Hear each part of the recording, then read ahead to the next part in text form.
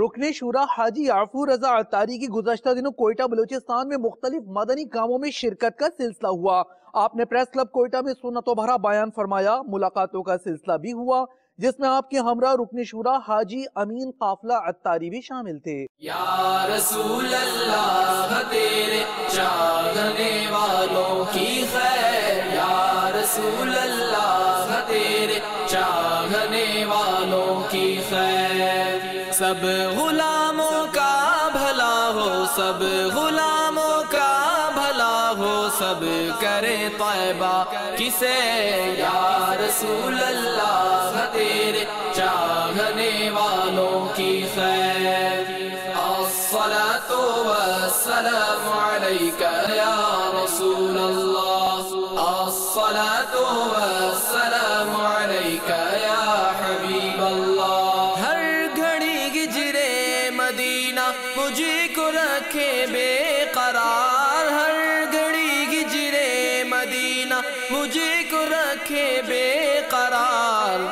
काश चैन आए न मुझको याद तैबा के बगैर, या रसूल अल्लाह तेरे चाहने वालों की खैर, या रसूल अल्लाह तेरे चाहने वालों की खैर। कोयटा में सबसे बड़ा स्टेशन है।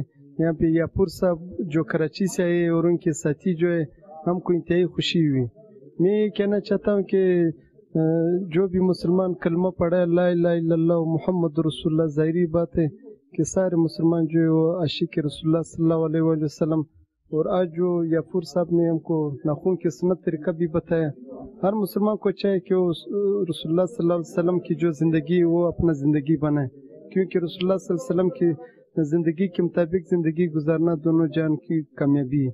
आज मदनी चैनल और जो है ना ये आपके साथी जो आए इनसे मिल के बड़ी खुशी हुई, क्योंकि ये दावत इस्लामी के हवाले से हमारे पास आए थे और हज़रत रसूल सल्लल्लाहु अलैहि वसल्लम के हदीस, कुरान और उसकी बातें उन्होंने की हमारे साथ, जिससे जो है ना ये इनका जो तबलीग का काम है ये बड़ा अच्छा है और हम इसको अप्रिशिएट करते हैं।